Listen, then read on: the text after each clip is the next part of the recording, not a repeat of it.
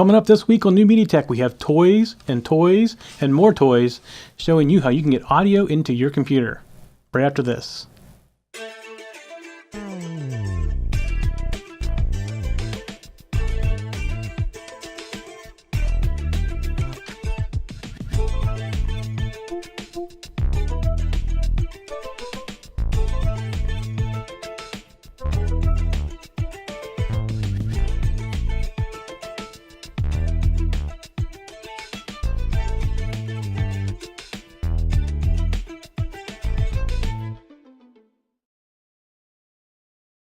Hello, it's time for another Mac Minute. I'm Mike Myers, and this week we're going to kind of pick up where we left off last week with some audio. Plus, we have a couple news items and a few more things.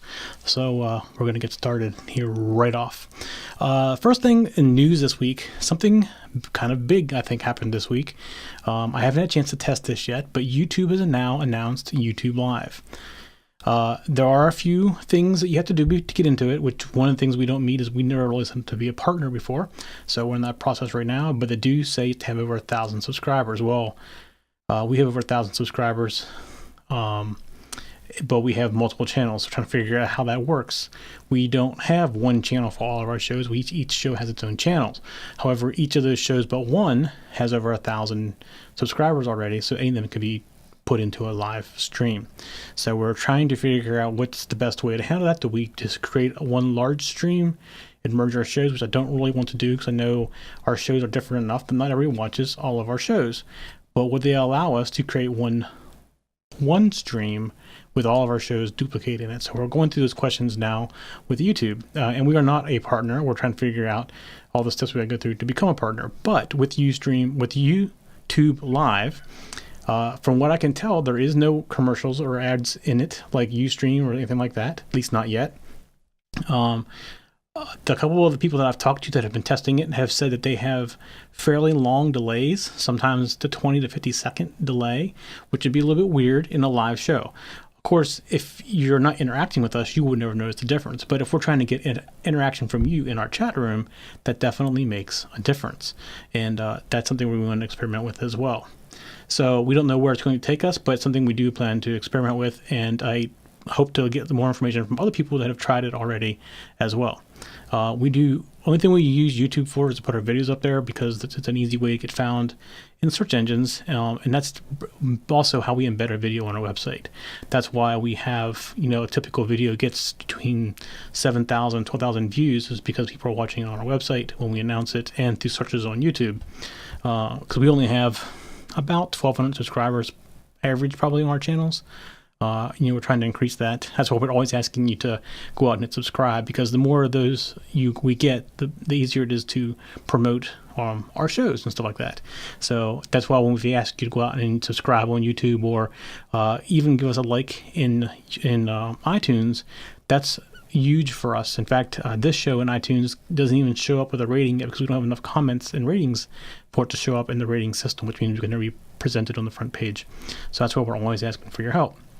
So we're trying to determine how that YouTube Live is going to work for us, but we also want to investigate it for other people as well. So that's the news item this week that I wanted to cover. It's a fairly big news item for a lot of people. It's just it's another whole avenue. If I was like Ustream or other companies, I'd be a little concerned because I'm not sure what they're going after. If they're not going to show advertisements, then the show owners are more likely to flock towards YouTube.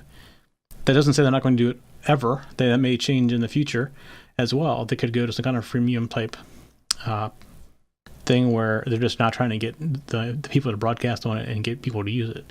So I don't know where it's going to go in the future, but as it is right now, there is no advertising on it. So we'll keep an ear to the ground on that one. So last week we talked about audio, and we're going down the whole audio track. So if you want to do just an audio podcast, where's some of the things you needed? And we showed you different kinds of mics, and we showed you USB mics, and we showed you non-USB mics. And USB mics, obviously, you plug right in the computer and you get your audio. But what if you want to go to something like this Heil, and you wanted to go to something a little bit better audio quality than one of the USB mics? How do you get the audio into the computer? Now, I'm going to give you a couple different ways of doing it tonight. I'm going to give you the inexpensive, very inexpensive. I don't want to use the word cheap, but I'm going to use the word cheap. I'm going to show you some things that are only a couple bucks. Now, I haven't tested them very extensively, so the little bit of testing that I did, they worked very quickly and very easily, but I haven't sat down side by side and compared them. In fact, I'm probably going to say the audio quality is not as good as your typical professional level type of piece of equipment. But if you already have a microphone and you have something that gives in 1/8 inch input, which I'm going to say, if you got a microphone that has an 1/8 inch input on it, it's probably from one of those old-fashioned tape recorders. So just to be careful of that as well. You don't find them around anymore. But if you have some way of getting an 1/8 inch in, or if you want to like play your iPod for background music into the computer as additional input to addition to your microphone, something like this may be what you want. It could work for you just fine. Like I said, I got a couple of them. They're only a couple bucks a piece. I'm going to show you how much they were. A little bit. It's a little scary actually how little they cost. But then I'm going to go into the next level and I'm going to show you some additional things. So let's get started. Let's look at. I'm going to go to this camera over here, this overhead camera, and I'm going to show you these two pieces of hardware. This is a USB interface, and on the bottom you see it has a microphone, the red one, and a headphone, which is the green one. Very inexpensive. I think this one was like $3. I'm going to show you what the actual cost was when I bought it here in a second, so you can actually see it. And then we have this other one, which has a few more buttons on it. You see you have the volume up and down right here for the headphones right there. You can do mute right here for your microphone, and you can do mute for the speakers as well. Not that you would probably use that stuff very much, but this is a few more features. On the bottom, again, you have your microphone and your headset. And again, there's not much more to these, not very much. And as far as options go, they're very, very basic. So let me hop over and I'm going to show you the cost of one of these. And this is the little one, the no frills one, was $8.99 at Amazon Prime. And the other one, which had a few buttons on it, was only $2.85. And like I said, these both work just by plugging them in very, very simply. I did this on a Mac. I didn't really check it on a PC, but it worked right off. And again, I didn't check the quality of the audio like in a long period of time. I went through it fairly quickly and saw that it worked. And this is an option you can look at, and it's a very inexpensive option to try. So that's one way you can get it in. And the other way I want to show you are this is something that I actually have used in the past, and I do still use this occasionally. And I'm going to swap it out here on the table. What you see me holding in my hand is a Alesis Soundboard. And let me just go show you the soundboard here. And it's a little close maybe. And you can see let me see if I can zoom this camera out a little bit while I make all the noise in the background. All right, so there you see it's Alesis. It is a 8-channel Alesis. So you see we have 4 mic level inputs right here, and that's these 4 channels, and then we have 2 stereo inputs right here that are coming in on 1/4 inches, and you actually can bring also back in from tape and out to tape through one of the auxes. It's 2 auxes. One is pre-aux and one is a post-aux. They are not configurable, so there's a lot of flexibility in that. But it's enough to get you a mix minus if you had to. You can see you have some gains adjustments up here and your low cuts, and you have some effects, which never use the effects on this board, so I don't know how good they really are. And the thing that I like about this board, though, is if you look on the back, you see right here is a USB port. So this Alesis takes the 2 stereo outs and brings it in as the 2 additional channels on your computer. So this would allow you to take and bring in up to 8 channels into your computer using USB. And this is an Alesis soundboard. I didn't check the price before I was here, but it's like $150, I think, something in that range. But that would give you a lot more flexibility than using one of those little adapters, obviously.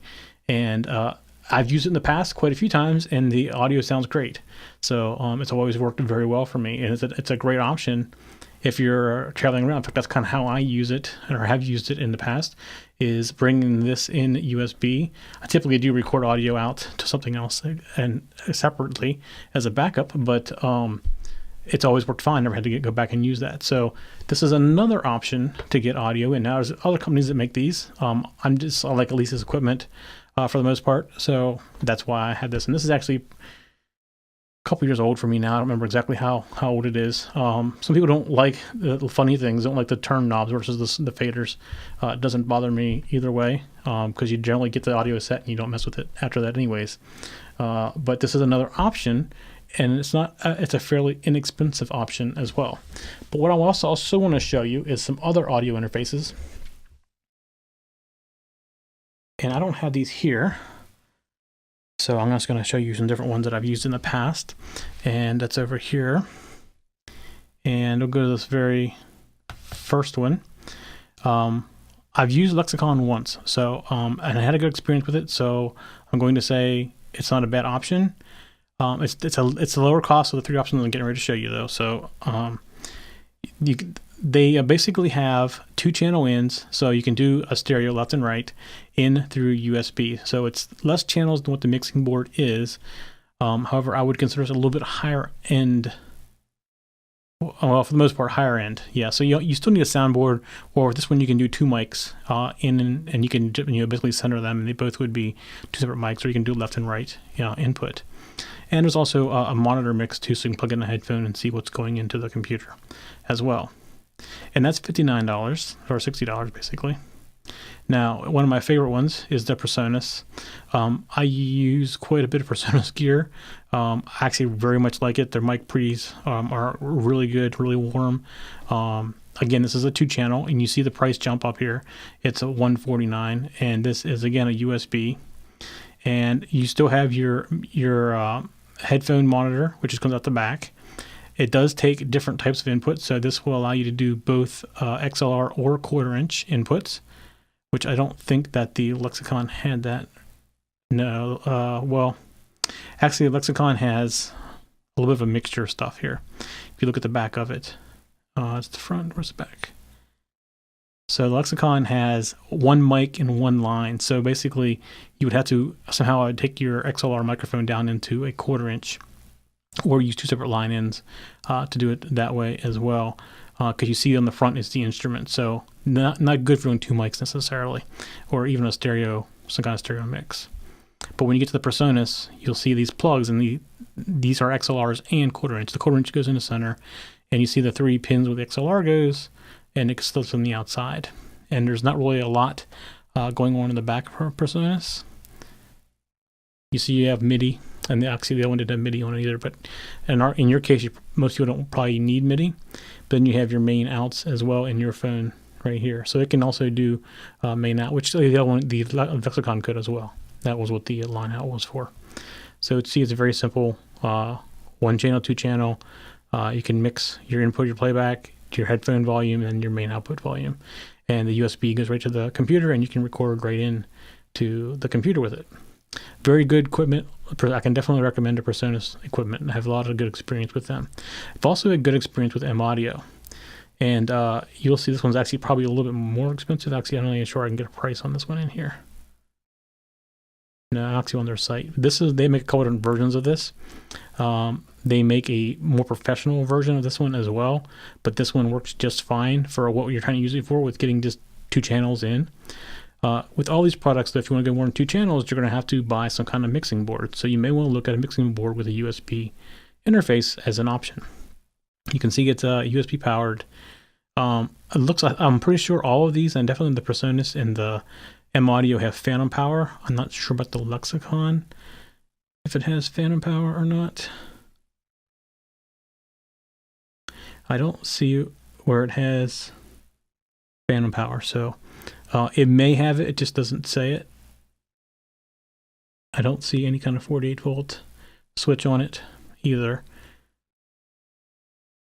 I can't say that it does have phantom power. I have to read through the description of it, but I definitely know the PreSonus and the M Audio have phantom power on them. The difference with the M Audios is they're top load, so the plug's going from the top versus going in from the back, and that's just a preference thing as to how you like to see it.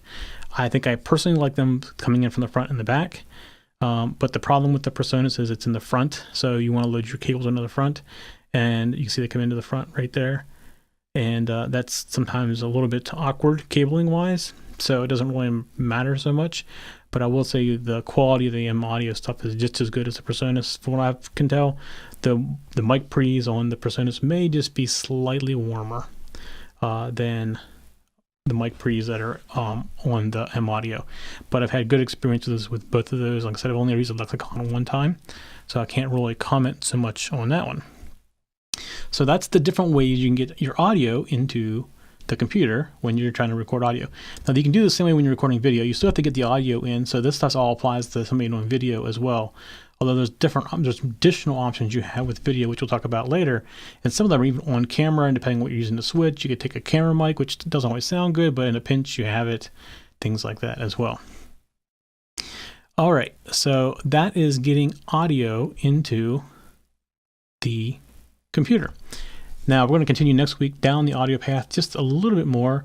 In a couple of episodes ahead, we're going to talk about content distribution networks, and that goes for video and audio, different ways you can distribute your podcast, different places you can go to stream it live, and that's all coming up in future episodes as well.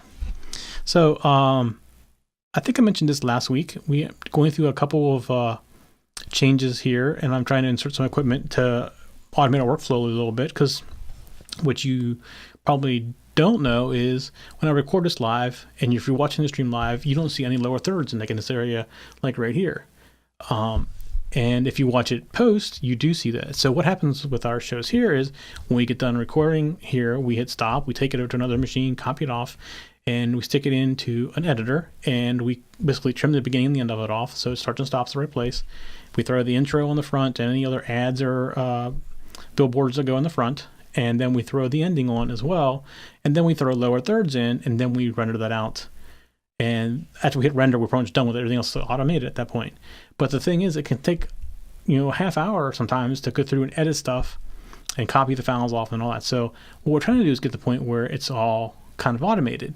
And our issue is our switcher we're using, which is a Blackmagic Design ATM or ATEM, does do graphics, but doesn't do them very well. And you can only put 2 of them in the bucket at a time. So if you want to change them back and forth, somebody has to be sitting there and running that. Well, a lot of times I'm doing the shows by myself. Like tonight, I'm here by myself. And it would be too hard for me to be able to do that and go into the graphics and switch which graphic goes in the graphic 1, which one goes in the graphics 2, and all that. Plus, it doesn't do great video playback. Actually, it doesn't do video playback at all. Ours doesn't. So we're trying to figure out a way to get that done during the live show. So the goal would be we walk out of here with the recording, we stick it in the other machine, and while it's still on the SSD drive that we take over there, we just trim off the beginning and the end and say render it. And it'd be that quick. And it'd be a couple minutes and we'd be done. So to do that, we're putting something in between the ATEM switcher and our recorder, because basically the workflow of the equipment flow goes from the ATEM switcher to our recorder, from the recorder out to the live stream. So what we want to do is put something in between the ATEM and the recorder that can do the lower thirds.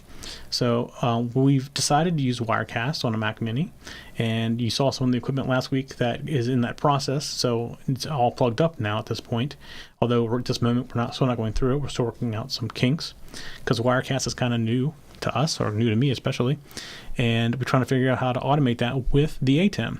So what I'm working on, and I think I've shown these to you before, and sorry for all the noise I'm making, but too many toys. This is a Korg Nano Control, and actually I have a couple different kinds here. This is a Nano Control, there's a Nano Key, and here's a Nano Pad right here. So I'm trying to make it so whenever I switch with one of these, I, in addition to switching the ATEM, I'm going to bring up a lower third, possibly optionally bring up a lower third automatically, depending on who's on that camera, and bring up additional lower thirds and do all that stuff kind of live. Right now I do switching either off this computer or off the iPad, unless somebody's in the other room doing it for me, which that happens, quite often as well, both ways. And that's the case. It'd be really easy just to give them the control, and they would be able to just do it all kind of automatically. So that's the goal behind putting this in between there. Now we're still writing the code for these. It's getting there. I have it working on the ATEM, and I have it working. I have the code to get it working on the Wirecast machine, but what I don't have them is working together completely yet. So I'm getting it pretty close. But hopefully maybe next week I can actually demonstrate that. That'd be our hope. And ultimately, we want to go to something better than these little Korg controls. They work great in a pinch, and there's some somebody gave me a link to a library that works with Arduino that I maybe do some stuff with the Arduino. I've looked at also using this, which is an X keys, which they're great. The problem is, if you're listening, they're very noisy. So if I just sit in front of me and I was pressing the buttons, you would hear me hitting the buttons. Now I can't have that. The Nano Control is soft, so you don't hear it buttons being pressed. The Nano Keys is noisy too. It's a very plasticky, not a clicky noise. And the Nano Pad, which you cannot hear, the problem is that it's like a drum pad. You can't tell when you're really pushing it. It doesn't really have a tactile. It's been pushed. So none of these are ideal. And we're still trying to find out the ideal ones. And they may end up being that we make our own control. And that's something that we're looking at as well. My first step is to make it so that it works together with Wirecast and the ATEM. And it should be transparent to you or the end viewer that it's doing two things at once. So that's what we're working on kind of behind the scenes this week. The equipment is in place and it's been tested and it's working fine. I'm just not comfortable enough with it yet to actually put it into the workflow during the live recording. So we haven't done that yet. So ultimately what our workflow we're hoping is I walk out of here and either give the SSD drive to somebody else or just take it over to the computer myself, stick it in and bring up Adobe Premiere and say trim off the beginning, trim off the end, hit render, and I leave it alone, because at that point it goes into automation and does everything else on its own. So that's our goal, to try to get to that point, and that will allow us to actually do more shows on a shorter period of time and get the new shows out a lot quicker. So a couple other things I want to talk about this week. First of all, I'm going to make this a show officially an 8 p.m. Monday night show. I've been doing it at 8 p.m. every week, and I was never one to stick it in to a specific time because I wasn't sure where it was going to fit. And it's going to fit right here. At 8 a.m. I'm doing it at 8 p.m. So I'm just going to say it's Monday night, 8 p.m. I'm going to start trying to build the community a little bit around this show. So you can count on it now being at 8 p.m. And we're also moving our Tuesday night show, Let's Make It, to 9 p.m. on Mondays. Just so it works better for one of our guests here and for everybody else on the West Coast, which they say they can't ever watch it because it's out in the middle of moving around, either going home or whatever. So we're just going to change it, the day and the time.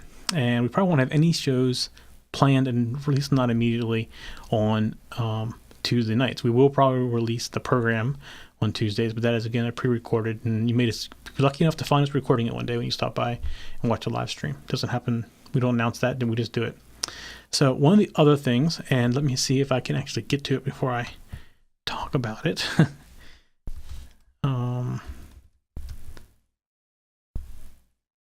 What was it? 120. I can. Good. Okay, so I'll hold this up and I'll see if you can see what it is.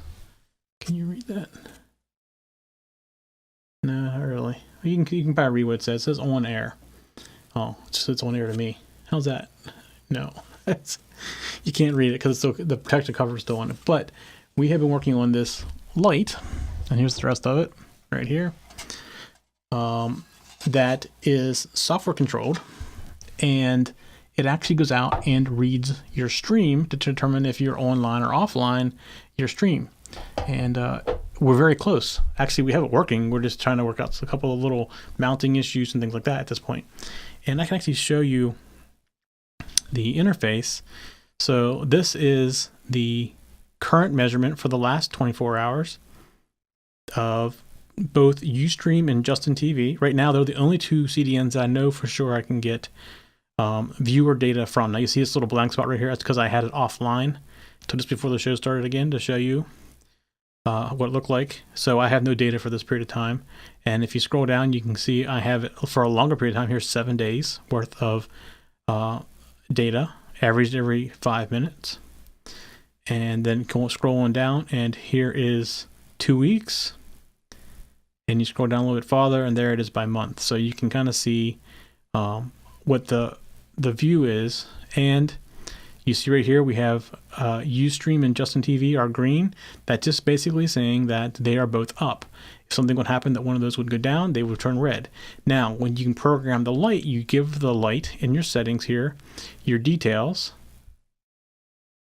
and in the details, you put in your channel names. Do you want to monitor the channel status or in performance? And the light comes on when all feeds are up, or you can say when any feed is up. So in this case, the light would be on because both of these are currently up. So that's how you can configure the light. Now we plan on adding more of these.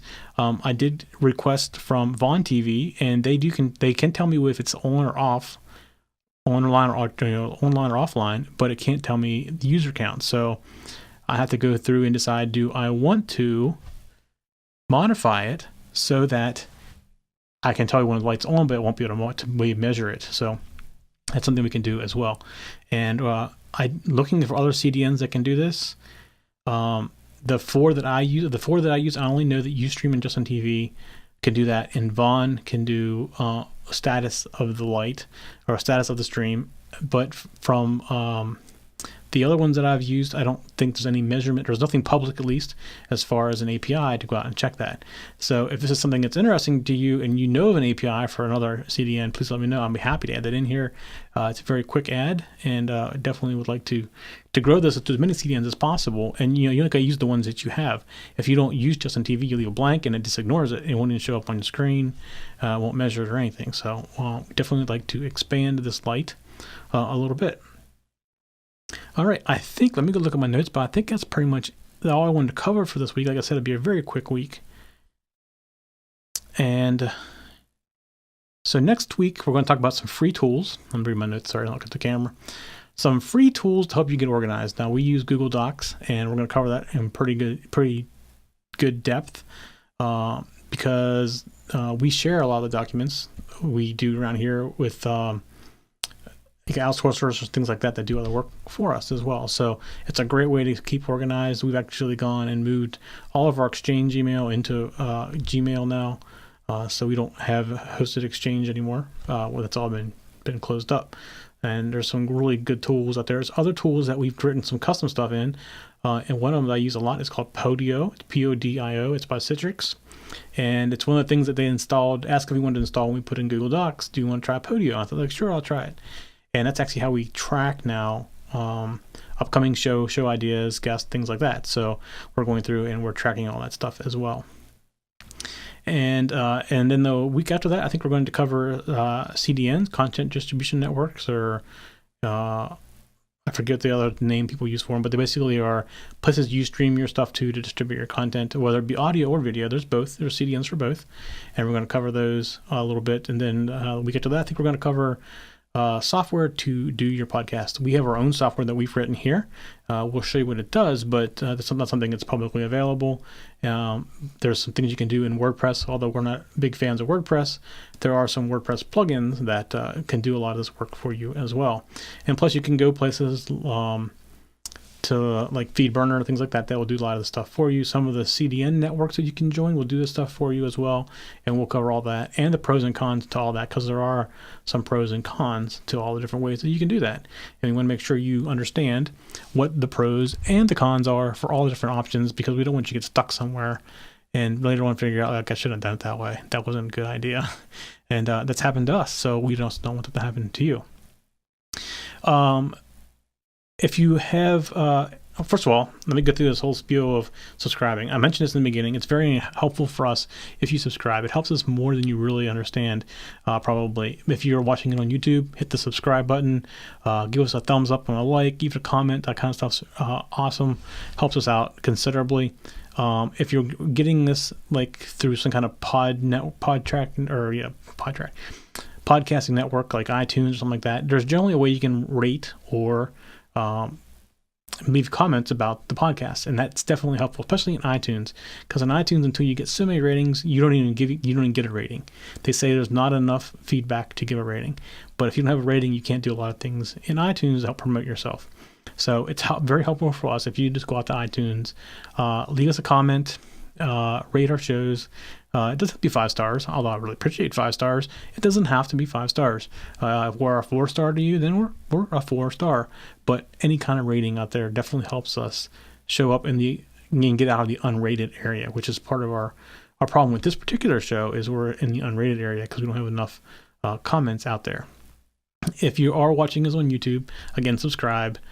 Subscribing to us is the best way to get it, because you just get everything automatically, not just on YouTube, but on iTunes or wherever you're getting it content from. Subscribe. If you have a Roku box, you can watch us on Roku. All of our shows are available on Roku, on our Roku app now, and you can download it to Roku 2 or Roku 3s and watch our shows right there. And as we add new shows, they just show up there automatically. If you have a TiVo, you can watch us on TiVo. All of our shows are now on TiVo. We have, you can listen to us on a Zune. If you have a Windows phone, you can watch us on the Windows phone. So yeah, there's all kinds of ways you can get. You can pretty much get us everywhere. Anywhere you can get downloadable content. Stitcher even. Like if you listen to Stitcher Radio, we're at Stitcher channels. We do a lot of that. So, and we're working on some streaming audio as well. So if you want to listen to us as you're out running around or whatever, you can get that as well. That'll help us be available even in the Ford Sync cars. So we're even out there as well. So yeah, you can pretty much get us everywhere. And we'd love to hear from you. If you go to our show page, go to TechZen.tv, go to shows, and then go to New Media Tech, you can find all kinds of contact information. We have a Facebook page, not a very active Facebook page. You can help us out with that a little bit. And we have a phone number you can contact us. In fact, if you call 913-732-3327, you can leave us a voicemail, and your voicemail might even end up on one of these shows. So just kind of keep it clean. We'd love to see what you do as far as new media, whether you're starting on the podcasting, anything like that. You do a short video of your studio or your current setup. A little bit of what you do. Send us a video like on YouTube. Send us a link on YouTube or Vimeo or something like that. Just don't send us the actual video. We won't be able to open up the actual video, but just send us a link to it, and you may see that in a future show as well. If you have questions, comments, suggestions, we love it all. Yeah, again, you can send email to New Media Tech at tech-zen.tv, or you can go to the show page and send us a comment from there. All right, that's it for this week. We'll see you all next week.